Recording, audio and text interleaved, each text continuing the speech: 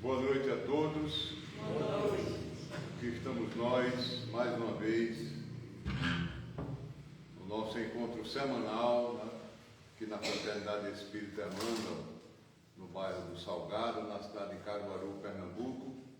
Saudando aqui os presentes, os nossos amigos internautas, que já estão nas nossas redes sociais aí nesse momento, através do Instagram e do YouTube, e aqueles que no futuro irão acessar.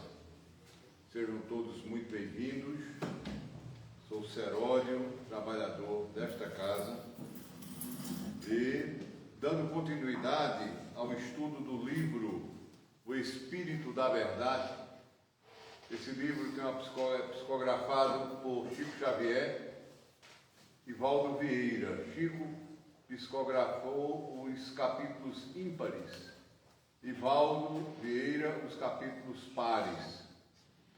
É um livro que tem cada capítulo tem um autor espiritual e tem uma correlação com o Evangelho segundo o Espiritismo. A mensagem de hoje é o capítulo 69, Riqueza e Felicidade, de autoria do Espírito Emmanuel. E quem vai nos dar a honra de estar aqui mais uma vez, e com imensa alegria, é José Soares. Soares, que é trabalhador da Fraternidade Espírita. Desculpe, Silmara Melo. Isso é porque é marido e mulher. Aí o Silmara está bem aqui na minha frente, o culpado é ele. Silmara hoje que é a palestrante da noite. Soares é o secretário de Silmara. Então Silmara vai falar, meu Deus do céu, Silmara, perdoe aí. Riqueza e felicidade. Então Silmara é que vai conversar conosco sobre esse capítulo que tem a correlação com o Evangelho segundo o Espiritismo, capítulo 16, item 5. Riqueza e felicidade.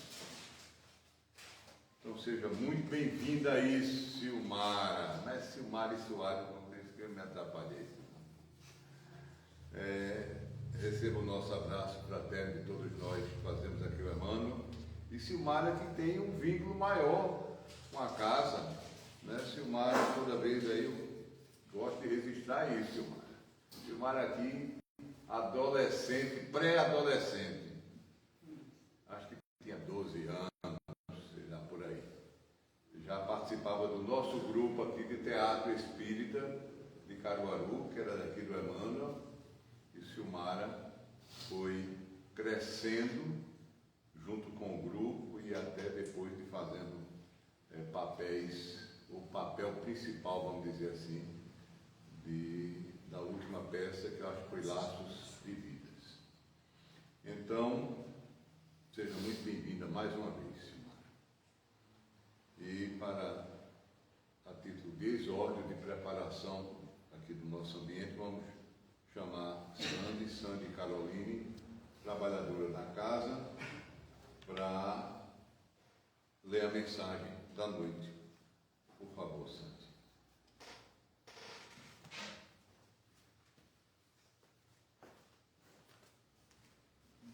Boa noite. Vamos fazer a leitura do Fonte Viva, escrito por Chico Xavier pelo Espírito Emmanuel.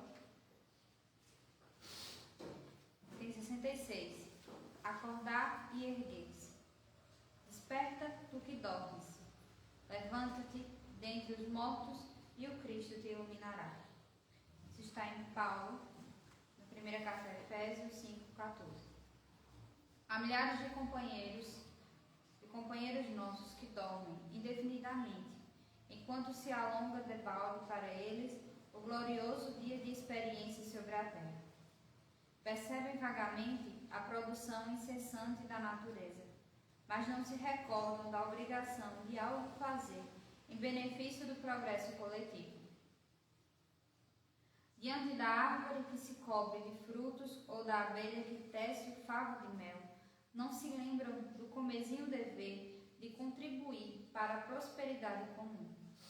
De maneira geral, assemelham-se a mortos preciosamente adornados.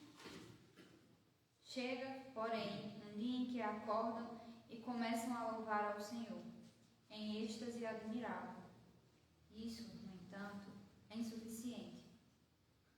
Há muitos irmãos de olhos abertos guardando, porém, a alma na posição horizontal da ociosidade. É preciso que os corações despertos se ergam para a vida, se levantem para trabalhar na sementeira e na seara do bem, a fim de que o Mestre os ilumine.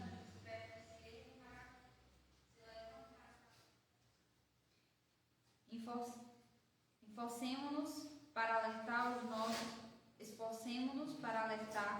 nossos companheiros adormecidos, mas não olvidemos a necessidade de auxiliá-los no seu erguimento.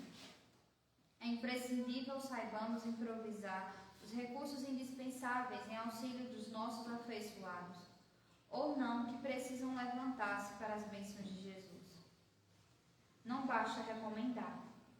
Quem receita serviço e virtude ao próximo, sem antes preparar-lhe o entendimento, como espírito de fraternidade, identifica-se com o instrutor exigente que reclama do aluno integral conhecimento acerca do determinado e valioso livro, sem antes ensiná-lo a ver. Disse Paulo: desperta tu que dormes, levanta-te dentre os mortos e o Cristo te iluminará. E nós repetiremos: acordemos para a vida superior e levantemo-nos na execução das boas obras, e o Senhor nos ajudará para que possamos ajudar os outros.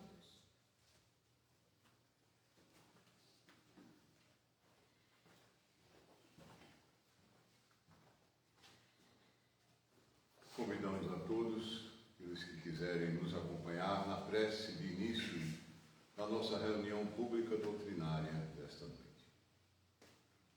Ó Deus, Pai de amor e de infinita misericórdia. Jesus, Mestre amigo inseparável de todas as horas. Rogamos, Senhor, a Tua presença nesse instante, onde aqui estamos unidos e reunidos em Teu nome. E que possam os mentores desta casa, unidos aos mentores do Bezerra de Menezes, intuírem a nossa amiga irmã Silmara, para que ela consiga, Senhor, ser a Tua porta-voz nesta noite, e que de uma maneira tranquila possa trazer para todos que aqui estamos dos dois planos da vida a mensagem que foi escolhida para que hoje seja aqui explanada e estudada por Silmara, e sob as Tuas bênçãos de luz, de paz, de harmonia, vamos dar início à nossa reunião desta noite. Que assim seja. Silmara.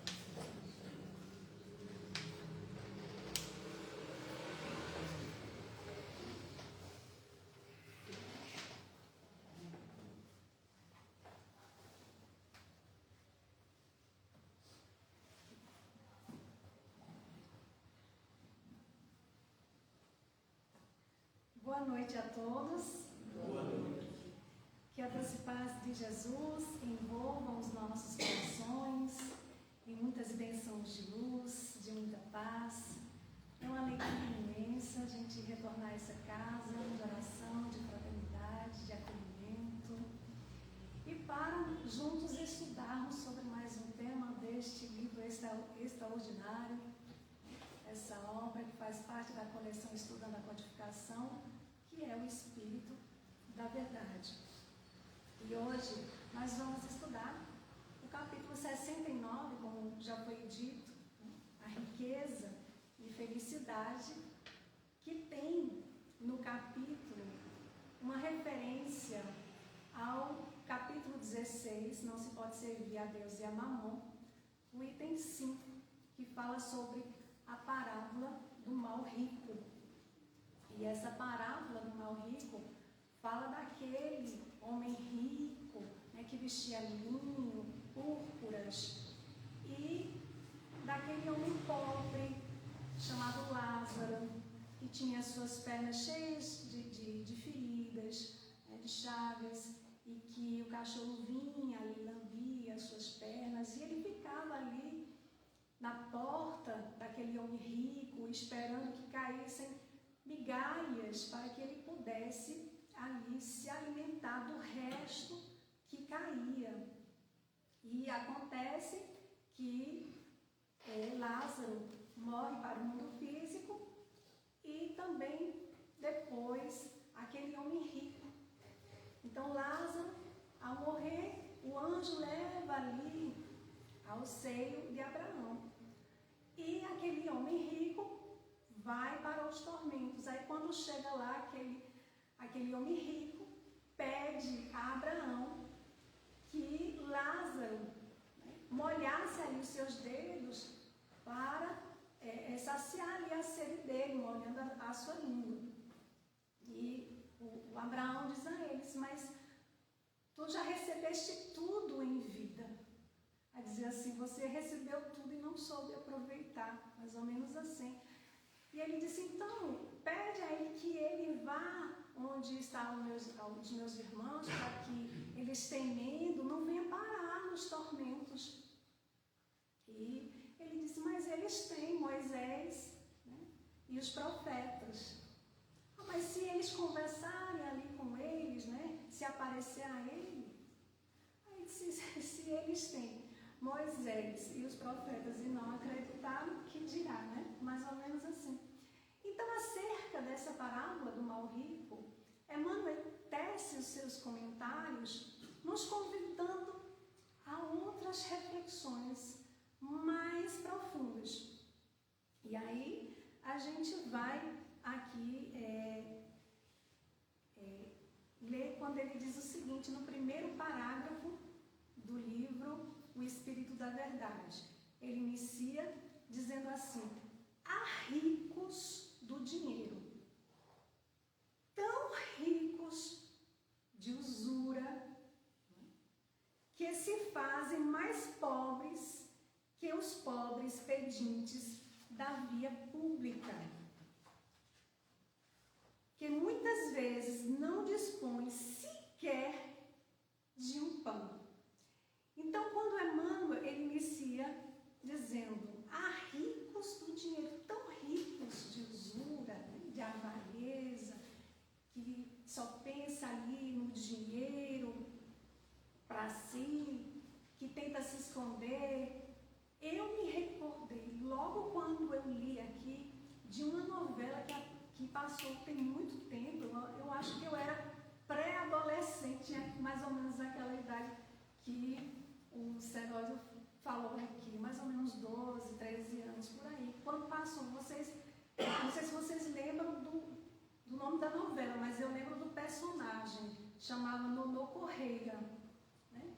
E esse Nonô Correia tinha um grande problema, ele era um avarento, porque morava ele, a empregada e os 2 filhos. E ele tinha uma fortuna escondida, que para ele ter acesso a essa fortuna passava por uma passagem secreta. Mas era de um jeito que ele colocava até cadeado na geladeira. Tudo era muito controlado. E virou febre, né? O Nonô Correia, que vez ou outra a gente ouvia alguém, né, ser intitulado como Nonô Correia, né? De avarento, muito preso ali. Então, Emmanuel nos convida a refletir, né? Porque à primeira vista parece estabelecer uma comparação entre ricos e pobres. Mas aí Emmanuel nos convida a refletir sobre 2 tipos de pobreza e 2 tipos de riqueza. Existe a pobreza material e existe a pobreza moral, a pobreza de espírito. Da mesma forma, existe a riqueza financeira, material, e existe a riqueza moral, aquele que é rico de coração. Então, nem sempre a riqueza material, ela anda junta com a riqueza moral. Nós encontramos pessoas que têm poucos recursos, né?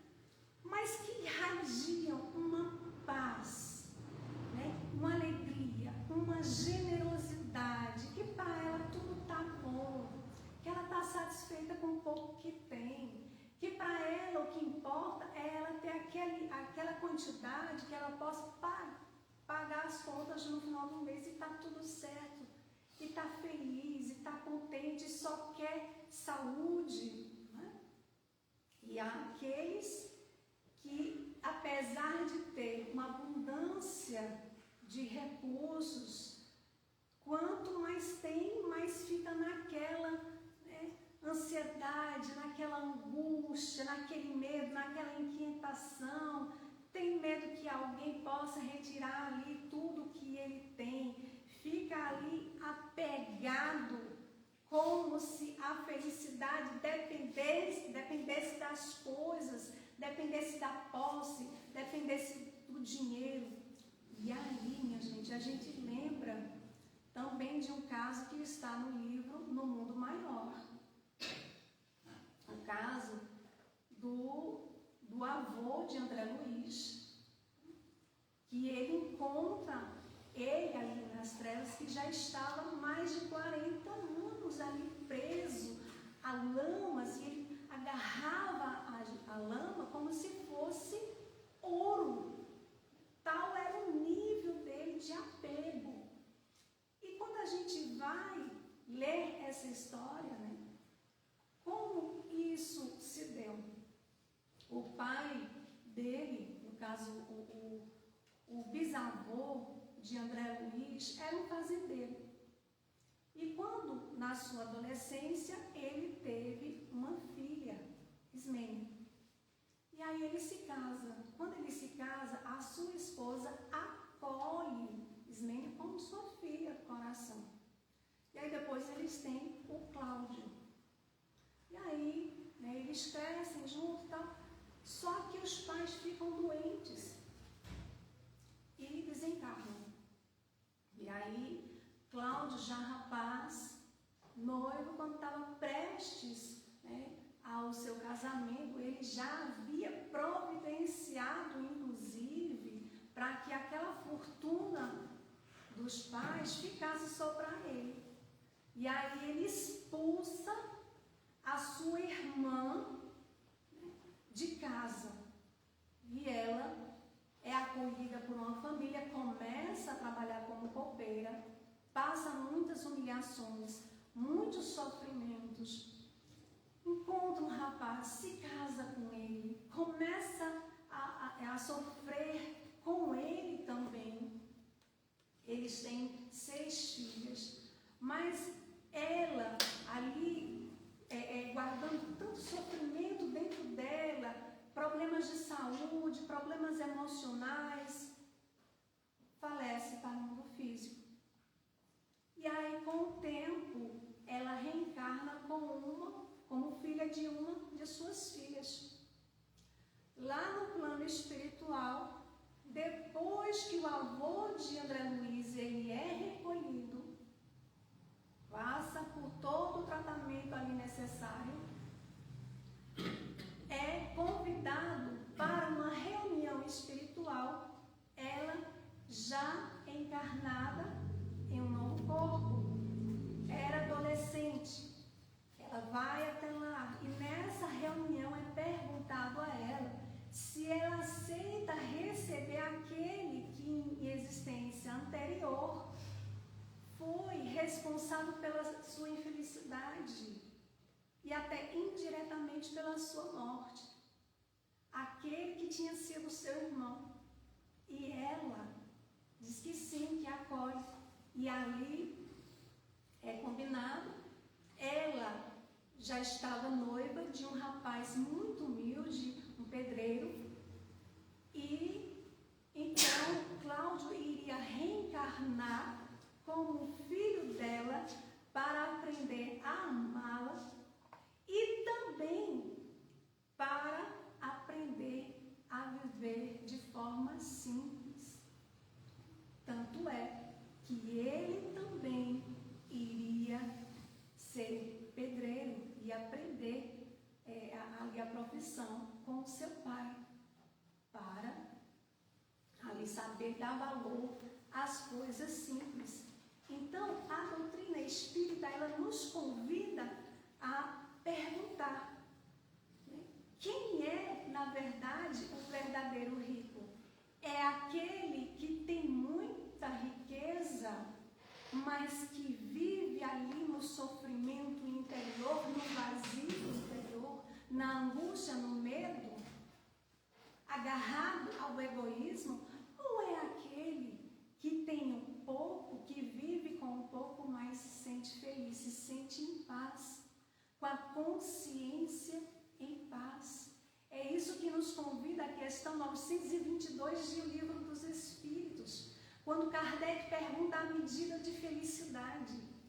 E os Espíritos respondem: para a vida material é a posse do necessário, não é ter muito, é ter o necessário. E para a vida moral é a consciência tranquila e a fé no futuro. A consciência de que eu estou fazendo o melhor que eu possa, que eu estou me esforçando para tratar o outro como eu gostaria de ser tratado. A consciência de que eu estou me esforçando para sair da existência do qual eu me encontro melhor de que quando cheguei. Então, o dinheiro, muitos pensam que é um privilégio. Fulano nasceu no berço de ouro, teve muita sorte, família rica, né? Não lhe falta nada, tem muita sorte, é um privilégio. E não é, é uma prova. E vai nos dizer Kardec que é uma das provas mais difíceis, é a prova da riqueza. A pobreza, é claro, ela enfrenta ali as suas dificuldades, né? Evidentes, mas também aquele que tem muito, a riqueza, ele pode despertar o quê? O orgulho, o egoísmo. Tudo ao meu redor pertence a mim e aos meus. E Emmanuel vai nos dizer no Evangelho segundo o Espiritismo, no capítulo 11, que o egoísmo é o monstro devorador de todas as inteligências.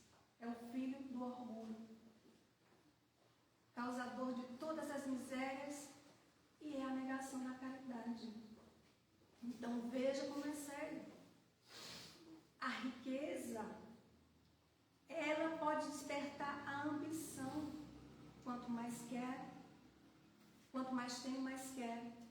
Ela pode despertar a vaidade, e a gente vê muito hoje em dia nas redes sociais. A pessoa mostrando o que tem, as viagens que faz. Muitas vezes não é nem para mostrar ali a felicidade daquele momento, mas para esbanjar que tem, e tem muito, e tenho isso, e tenho aquilo. Então, desperta muito a vaidade, o sentimento de superioridade, de estar acima de todos. Olha como é perigoso. Então, o dinheiro em si, ele nem é bom e nem é mau. A questão é como eu utilizo aquilo que me foi dado por empréstimo. Então, assim, por exemplo, como uma faca, ela corta ali, né, os legumes, prepara os alimentos, ela também pode ferir alguém. E assim também é o dinheiro, porque o dinheiro ele pode e ele deve ser usado para diminuir os sofrimentos, mas ele também pode aumentar as desigualdades. Então, a pergunta que a espiritualidade nos faz não é quanto nós possuímos, mas o que fazemos com aquilo que possuímos temporariamente. E aí a gente vai até o Livro dos Espíritos, ali na terceira parte, capítulo 9, item, as provas de riqueza e de miséria, na questão 814. Porque Kardec ele pergunta o seguinte: por que Deus a uns concedeu a riqueza, as riquezas e poder, e a outros a miséria? E a resposta é muito simples. Os benfeitores vão dizer o seguinte: para experimentá-los de modos diferentes. Vamos a outra questão de O Livro dos Espíritos, 132, porque nós precisamos ter bem certo em nossa mente qual é o nosso objetivo da gente estar aqui encarnado. Então, os benfeitores vão nos dizer que Deus impõe a nossa encarnação com o objetivo, com a finalidade de nos fazer chegar à perfeição. Que perfeição é essa? É a felicidade real. Mas nos dizem ele que para nós alcançarmos essa felicidade, temos que sofrer todas as vicissitudes das existências corporais, ou seja, temos que passar por diversas experiências, não é? E eles também nos lembram que essas provas, elas foram escolhidas pelos próprios espíritos, que nelas acabam muitas vezes sucumbindo, acaba não dando conta. Então a gente está lá no plano espiritual, doido para reencarnar rico, doidinho. Não, eu vou dar conta. Quando eu estiver lá encarnado, eu vou criar escolas, eu vou começar a frequentar o Emmanuel, eu vou ajudar lá. Olha, eu vou dar uma contribuição maravilhosa, eu vou ajudar muita gente. Vou fazer isso, vou fazer caridade, vou fazer um monte de coisa. Se programa. E aí reencarna. Reencarna onde? Num mundo de provas e expiações. Que mundo é esse? Materialista.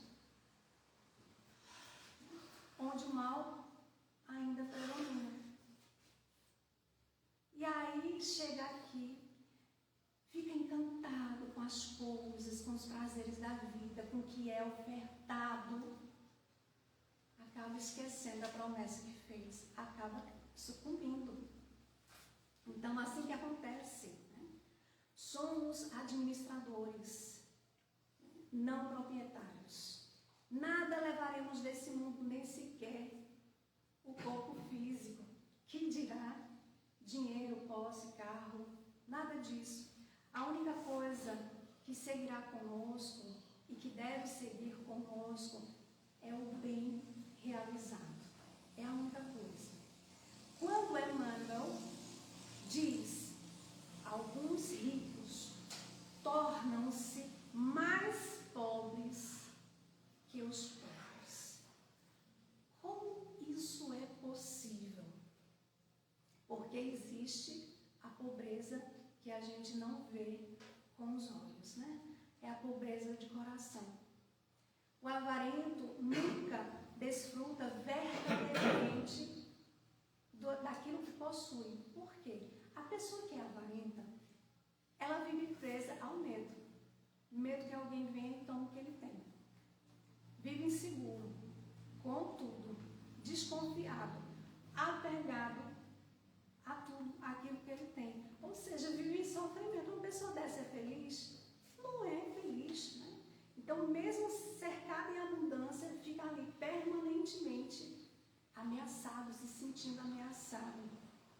É semelhante, né, a um homem que morre de sede ali sentado no poço e não faz um movimento para ali pegar um copo de água. Então, a avareza, ela aprisiona, o egoísmo isola e o apego acaba escravizando. A verdadeira riqueza, no entanto, ela produz a liberdade. O dinheiro, ele somente encontra valor quando ele é utilizado para ajudar a outros corações em necessidade. Dinheiro parado também, aquele que fica guardando, antigamente era guardado debaixo do colchão, hoje em dia, né, é um perigo ficar guardando debaixo do colchão. Então, aquele dinheiro que fica ali parado, ele pode alimentar o orgulho.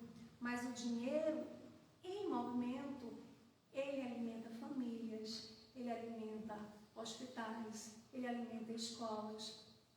Não é? Vamos para o segundo parágrafo, quando Emmanuel diz assim: há ricos de conhecimento, tão ricos de orgulho, que se fazem mais pobres que os pobres selvagens, ainda insulados nas trevas da inteligência. Nós vivemos na chamada sociedade da informação. Nunca houve tanto conhecimento disponível na palma das nossas mãos. A gente pega o celular e ali a gente, em segundos, acessa a bibliotecas inteiras, a gente acessa a pesquisas científicas, a gente acessa a milhares de livros. Mas será que conhecer é o mesmo que evoluir? Então, a doutrina espírita, ela responde que não. Porque o progresso intelectual é muito importante. É muito importante a gente se dedicar ao estudo, e a doutrina espírita nos incentiva ao estudo. Vai nos dizer Kardec no capítulo 2, item 7, que o espiritismo dilata os nossos pensamentos, nos apresentando novos horizontes, nos faz sair da ignorância. É importante a gente investir, mas o progresso moral, ele é indispensável. É aquele que eu me esforço para me melhorar. Então, sem ele, a inteligência, ela pode se transformar em um instrumento de orgulho, de vaidade, de dominação.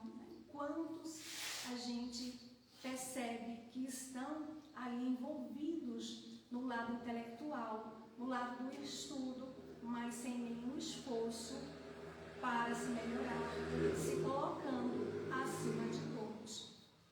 E o livro dos Espíritos, Kardec pergunta se o progresso moral, se ele acompanha o progresso intelectual. E a resposta está na questão 780, quando diz: não, decorre deste, mas nem sempre o segue imediatamente. O progresso intelectual, ele pode caminhar muito à frente do moral. E é justamente isso que a gente vê da humanidade. Porque nós construímos máquinas, nós construímos sistemas, descobrimos vacinas, descobrimos medicamentos, tratamentos de curas, exploramos o espaço, mas ainda fazemos guerras. Então ainda estamos discriminando, ainda cultivamos o egoísmo. A inteligência cresce, mas o coração muitas vezes permanece estacionado, não caminha junto. Por isso, se a gente lembrar Jesus, quando ele foi escolher os seus discípulos, ele não escolheu os instruídos, mas ele escolheu aqueles que estavam com vontade de aprender, a vontade firme e sincera, dispostos para aprender. Conta-se que um professor muito famoso, ele foi atravessar um rio em um barco. E aí ele perguntou ao velho barqueiro: o senhor estudou geografia? E aí o velhinho barqueiro disse: não, senhor. O senhor estudou astronomia? E o o velhinho, com muita humildade, disse: não, Senhor. Sério, então o Senhor não só perdeu um quarto da vida, mas perdeu metade da vida, né? Não estudou geografia nem astronomia. Pouco tempo depois começou uma tempestade daquelas bem brava. E aí deu um problema no barco. E o velhinho, né, com muita calma, perguntou: o senhor sabe nadar? E ele, apavorado, disse: não, senhor, eu não sei nadar. E aí o velhinho, com muita bondade, disse: então o senhor perdeu a vida inteira. Porque, né, ele sabia de astronomia, de geografia, estava mais preocupado com isso, mas não sabia nadar. Perdeu a vida inteira. Essa história, ela não despreza o estudo, mas ela apenas nos lembra que existe um conhecimento que é indispensável. O de servir, de saber viver, né? O de saber amar, o de saber confiar em Deus. Há conhecimentos, sim, que enchem as mentes, mas só as virtudes que salvam a alma. Vamos para o terceiro parágrafo. Quando Emmanuel diz: há ricos de tempo, tão ricos de preguiça, que se fazem mais pobres que os pobres escravizados às tarefas de sacrifício. Então, essa frase nos leva a refletir sobre o tempo que nós dispomos para elevar o nosso conhecimento. E aí, a gente conhece aquela velha frase, e muitos de nós, eu não sei vocês, mas eu já repeti muito essa frase: não tenho tempo. Ah, eu não tenho tempo. Vamos estudar, vai começar um estudo dia tal. Não tenho tempo. Ah, quando eu terminar a faculdade, quando eu me aposentar, não, agora não vai dar, vem os netos. Quando os netos tiverem maior, né? E aí vai. E a gente é convidado a pensar: nós realmente nós não temos tempo ou não estamos dando prioridade? Porque todos nós recebemos diariamente as mesmas 24 horas. Geralmente a gente dorme 7, 8 horas. O que é que fazemos do restante do tempo que a gente tem? Então o Espiritismo nos ensina que cada minuto representa uma oportunidade de a gente trabalhar o nosso crescimento, o nosso aprendizado, de se dedicar ao serviço do bem. Tempo bem empregado se transforma em luz para o espírito. Conta-se que um jovem visitou um velhinho relojoeiro e havia ali dezenas de relógios funcionando perfeitamente. Só que no canto, porém, havia um relógio muito bonito e muito antigo ali, coberto de poeira. E aí o rapaz perguntou: mas por que o senhor não conserta aquele relógio ali? Aí o velho relojoeiro disse: mas ele não está quebrado não. Tá não? Disse: não, tá não, está quebrado não. Ele apenas não está funcionando porque ninguém ainda deu corda. E aí depois ele dá uma lição a esse jovem ao dizer assim: muitas vidas são assim. Não lhe falta capacidade, não lhe falta inteligência, mas falta movimento, falta vontade, falta decisão de sair ali da condição do qual se encontra, de se colocar no trabalho, de ir ajudar, de ir transformar. Quantas pessoas esperam o momento ideal para servir, realizar o trabalho do qual nós fomos chamados. A gente recorda de que certa feita um fazendeiro muito rico, ele vez ou outra se encontrava com o Chico Xavier e dizia assim: Chico, eu vou lá no seu centro qualquer dia desse, viu? Me espere que eu vou lá. Chico, quando eu for lá, eu vou assinar um cheque, um valor bem alto, para você não precisar mais ficar pedindo aí ajuda para suas crianças. Então me aguarde que eu vou lá. E aí, toda vez que ele encontrava o Chico, ele dizia a mesma coisa: Chico, qualquer dia eu vou lá no seu centro, viu? Me aguarde. Aconteceu que esse homem morreu. E aí, certo dia, o Chico estava limpando o salão sozinho. Imaginem a cena. Ele limpava o salão sozinho. E aí, este homem apareceu, o espírito. Chico, eu não disse que eu viria? Olha eu aqui, Chico.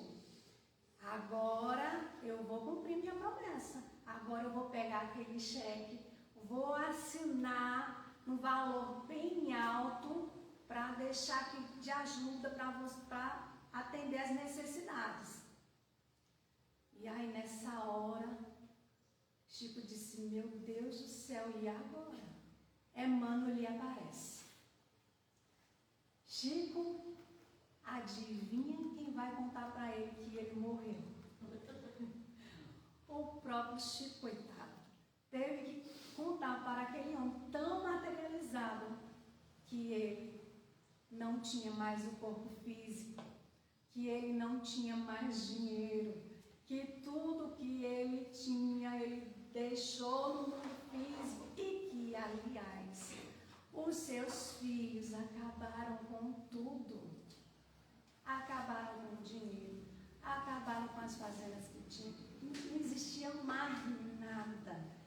Imagine o problema aí que o Chico teve que enfrentar para contar para aquele homem que ele não aproveitou o tempo que ele tinha quando estava encarnado e que nada levamos conosco.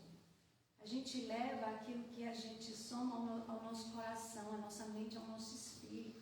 Agora, o que a gente está levando dentro de nós depende das escolhas que nós estamos fazendo. Então, muitas pessoas esperam se aposentar, esperam melhorar de vida. Quando eu melhorar de vida, eu vou ajudar. Agora, as coisas andam meio apertadas. Esperam resolver todos os problemas e aí o tempo vai passando. Só que o relógio da existência, ele continua, ele não para. Até que um dia percebemos que desperdiçamos a oportunidade de ajudar. O que acontece? Acaba desencarnando e fica aí. Não fez nada. Ele chega no plano espiritual arrependido. Se eu pudesse voltar atrás. E fazia tudo diferente. E aí quando chega lá no plano espiritual, a gente faz novas promessas, né? Não me deixe ir, porque quando eu voltar, eu vou fazer tudo diferente. A gente escreve 2.000 páginas ali de promessas, vai lá no Instituto da Reencarnação, entrega para a gente 20 páginas, a gente fica danado, porque a gente quer virar logo o anjo, quer resolver tudo numa encarnação só. E aí quando a gente reencarna, descobre que 2 páginas está pesada demais para carregar. Então essa é a nossa realidade. Aproveitemos as 2 páginas que nós conseguimos. Aproveitemos a oportunidade, a cruz que a gente carrega no nosso dia a dia para despertar naquilo que a gente pode melhorar. É isso que traz felicidade. Outro dia perguntaram ao Chico Xavier, no programa Pinga Fogo, acerca da felicidade não ser desse mundo, e ele falando da transformação que o homem se coloca em fazer no seu dia a dia. E ele termina a sua resposta perguntando: e o que é felicidade se não aperfeiçoamento? É isso que nos traz felicidade. É a gente olhar para trás e ter a certeza de que a gente não é mais aquela que um dia a gente foi. A gente não é mais aquele há 10, 15 anos atrás. A gente melhorou um bocadinho. A natureza não dá saltos, mas é importante que a cada dia possamos fazer um pouquinho mais, porque é isso, é o aperfeiçoamento que vai construindo a nossa felicidade. Vamos para o parágrafo 4, quando Emmanuel diz assim: há ricos de possibilidades, tão ricos de egoísmo, que se fazem mais pobres que os pobres irmãos em amargas lutas expiatórias, que tudo carecem para ajudar. Então, assim, nenhuma existência é igual a outra. Cada espírito reencarna trazendo ali a sua necessidade. Uns recebem recursos materiais, outros menos, outros mais inteligências, que é a soma daquilo que foi conquistando, outros saúde, outros liderança, outros capacidade de consolar, mas todos nós recebemos possibilidade de desenvolver algo para ajudar, porque à medida que a gente ajuda ao outro, a gente vai nos ajudando. É isso também que nos dá felicidade. O bem que fazemos ao outro é o bem que a gente está fazendo a nós mesmos. Então, conta-se que uma pequena vela vivia lamentando diante ali de um grande farol. E ela dizia assim: ai, eu nunca iluminarei como você. Quase dizendo assim: ah, nossa, como eu tenho inveja de você. Eu nunca iluminarei como você. E o farol respondeu: talvez não. Mas existe um quarto escuro que somente você pode iluminar. A vela compreendeu que ela não precisava iluminar o oceano inteiro. Ela precisava apenas iluminar o seu quarto interior. Assim somos nós. A gente primeiro precisa iluminar o nosso quarto interior, transformando, ressignificando sentimentos doentios, para que possa acender essa luz através da exemplificação das nossas atitudes, alcançando a outros corações. Vai nos dizer Emmanuel no livro Correio Fraterno: a palavra pode até convencer, mas só o exemplo arrasta. O exemplo conquista, o exemplo ilumina. Então há pessoas esperando uma palavra, há pessoas que esperam apenas que a gente dê um bom dia, uma boa noite, um sorriso sincero, um abraço fraterno.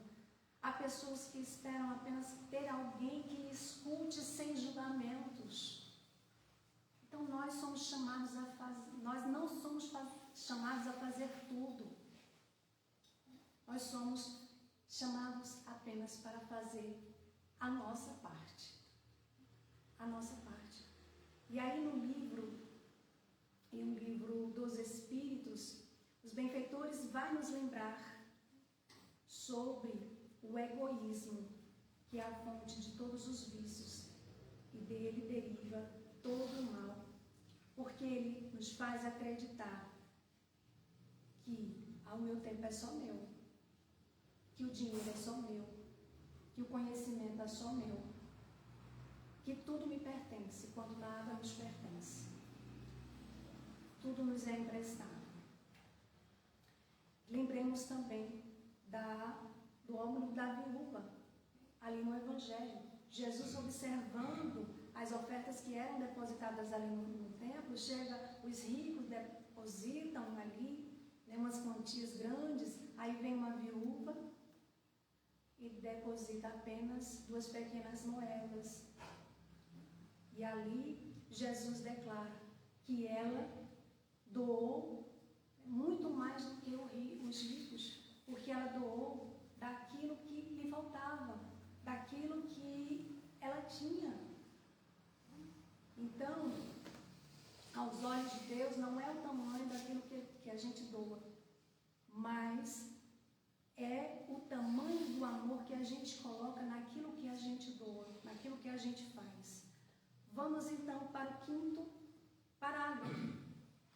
Há ricos de afeto, nos diz Emmanuel, tão ricos de ciúme que se fazem mais pobres que os pobres. Companheiros em prova rude, quando relegados à solidão. Todos nós necessitamos de afeto. Fomos criados para amarmos uns aos outros. Entretanto, existe uma grande diferença em amar e em possuir. Há pessoas que agem com o outro, achando que tem a posse do outro. O amor, ele aproxima. O ciúme, ele aprisiona. O amor, ele confia. Mas o ciúme, ele está sempre desconfiando.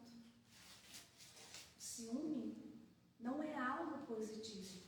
Eu recordo quando eu era bem jovem e passava, sempre no final do ano, vendia muitos discos de Roberto Carlos, e eu ouvia muito a vizinha colocar, e tinha uma música que falava de ciúme. E à época eu achava que o ciúme era uma coisa boa, porque o meu ciúme, e alguma coisa. Então, assim, há muito tempo o ciúme foi colocado como uma coisa boa. Você só me ama se você sentir ciúme de mim. Se você não sente ciúme de mim, é porque você não me ama. Olha, que ignorância. O ciúme é algo que destrói, é algo que afasta, Então, o amor, ele deseja a felicidade do outro, estando ou não a pessoa próxima. Quem ama deseja que a pessoa esteja feliz, independente. Então, a doutrina espírita nos ensina que o verdadeiro amor é conquistado pelo Espírito. Nós ainda carregamos e precisamos transformar muitos sentimentos doentios em nossos corações. Conta-se que um menino, certa feita, ele ganhou um passarinho muito belo. E aí ele disse assim: nossa, tu é tão bonito, eu vou prender tu na gaiola para tu não escapar. Não vou deixar você escapar, não. Você é muito bonito. E aí prendeu o pobre do passarinho, que gostava de cantar muito dentro de uma gaiola. Passou o tempo, o pássaro parou de cantar, parou de ter aquele brilho, ficou triste. E aí chegou um senhor e disse assim: meu jovem, o canto desse pássaro não nasceu para ficar preso. E aí o menino ficou sentido e soltou aquele passarinho. E aí o que aconteceu depois? Dias depois, esse passarinho voltou para o quintal daquele menino e cantava, cantava, cantava. E ele começou a repetir os cantos todos os dias. E aí o menino entendeu que o amor não prende. Veja só. Vamos para o último parágrafo. Quando Emmanuel diz assim: lembra-te, pois, de que todos somos ricos de alguma coisa, antes o suprimento divino da divina bondade, e usando os talentos que a vida te confia na missão de fazer mais felizes aqueles que te rodeiam.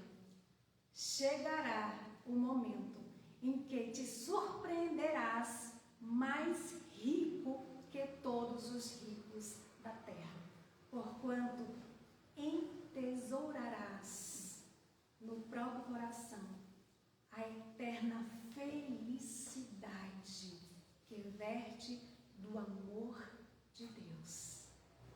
Que possamos nós juntar os tesouros do céu, vai estar registrado ali no Mateus capítulo 6, versículo 20, onde a traça e a ferrugem não consomem.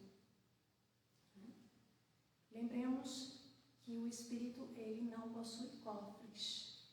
Seu patrimônio são, sem dúvida alguma, as virtudes que nós vamos adquirir. Para fechar com mais uma historinha, certa feita uma senhora procurou o Chico e disse: Chico, eu queria ser tão feliz, Chico, mas olha, eu tenho muitos problemas. E aí o Chico perguntou a ela: a senhora já experimentou ajudar alguém? E ela respondeu: eu pensei nisso, né? Aí ele disse: mas então pense e comece a agir. Comece a ajudar alguém, a ouvir alguém, leve um alimento para alguém necessitado, vá no hospital, porque muitas vezes a felicidade bate à nossa porta, né?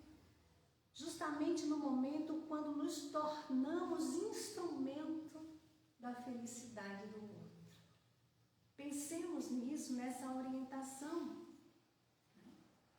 Quando a gente vai à questão 614 de O Livro dos Espíritos, fica muito claro quando os benfeitores falam que a verdadeira felicidade é a gente estar alinhado às leis divinas, porque ela nos indica aquilo que nós devemos fazer e deixar de fazer, e a gente só se torna infeliz quando das leis divinas nós nos afastamos, porque uma vez quando nós nos afastamos dessa felicidade real, de seguir, de nos alinhar à lei do amor, a gente sofre consequências devido às escolhas equivocadas que nós fazemos, né? Então busquemos essa riqueza que nos transforma em espíritos bons, estando no corpo ou fora do corpo, para que possamos encontrar a riqueza do coração, a felicidade real, e um dia a gente poder dizer, como o apóstolo Paulo afirmou: já não sou eu que vive, Cristo vive em mim. Nos esforcemos para buscarmos essa riqueza real que está nos bens espirituais, naquilo que nos ajuda a nos elevar. É isso que nos traz a felicidade que nos eleva. Que Deus nosso Pai abençoe a todos. Gratidão imensa pela oportunidade de participar desse estudo do livro O Espírito da Verdade. Nós queremos aqui deixar um abraço de nossos irmãos da Fraternidade Espírita Bezerra de Menezes. Agradeço a Serol pelo convite e a todos desta casa que sempre me acolhem com muito carinho e amor. Que Deus os abençoe.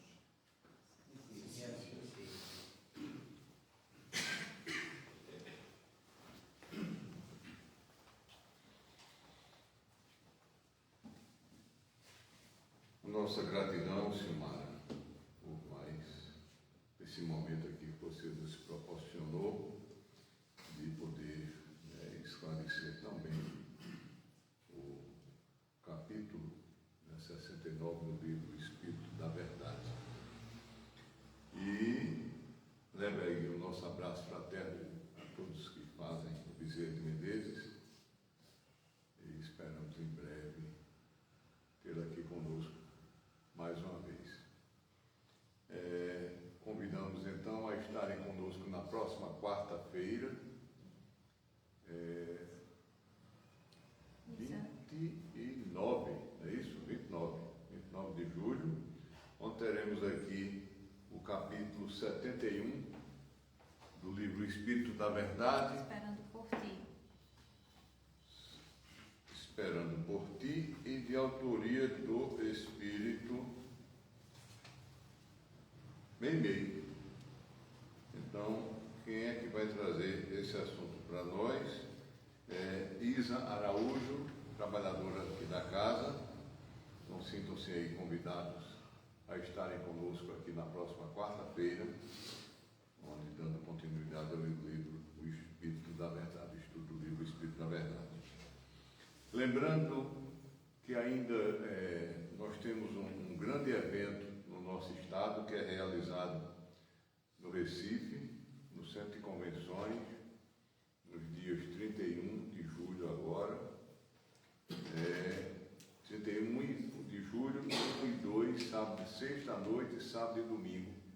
É o CIMESP, é o Simpósio Espírita de Pernambuco, promovido pelo Centro Espírita Seara de Deus, na cidade de Paulista, no bairro do Janga, lá em Paulista. E temos já ainda alguns ingressos para aquelas pessoas que quiserem participar. É um evento onde vêm diversos palestrantes, né, daqui da nossa região e também de outros estados.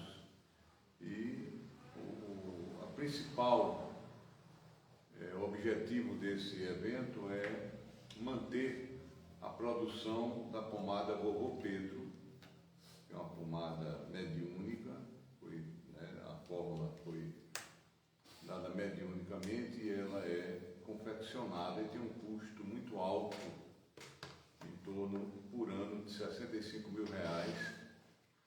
Então, esse evento se destina a manter a fabricação desses potes aqui no nosso estado e região.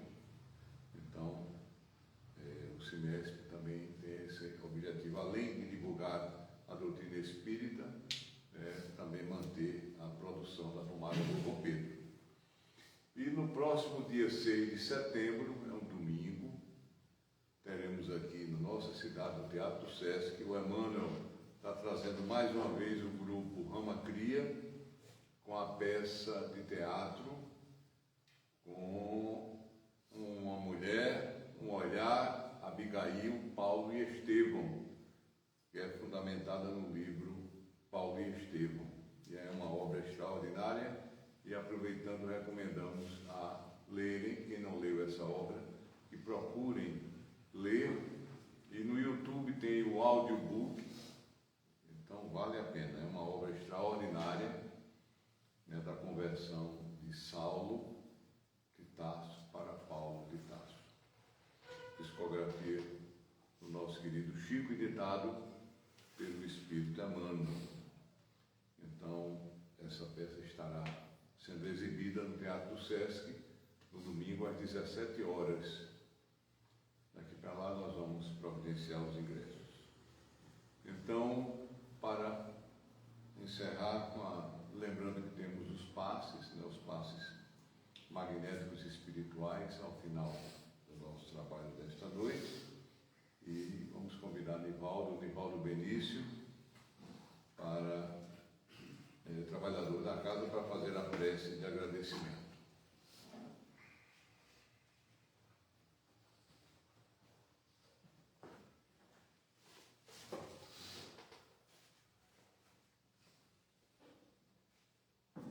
Vamos elevar nossos pensamentos em Deus, trazer Jesus para dentro do nosso coração. Divino Mestre Jesus, nós te agradecemos pelos bálsamos santificantes do teu amor divino, te agradecemos pelo esclarecimento, pela consolação, pela luz espargida desse recinto. Te pedimos a paz, a tranquilidade, a luz e o amor. Pedimos que nos fortaleça, nos dê coragem e vigor para enfrentar os obstáculos e caminhar em busca do amor e da verdade.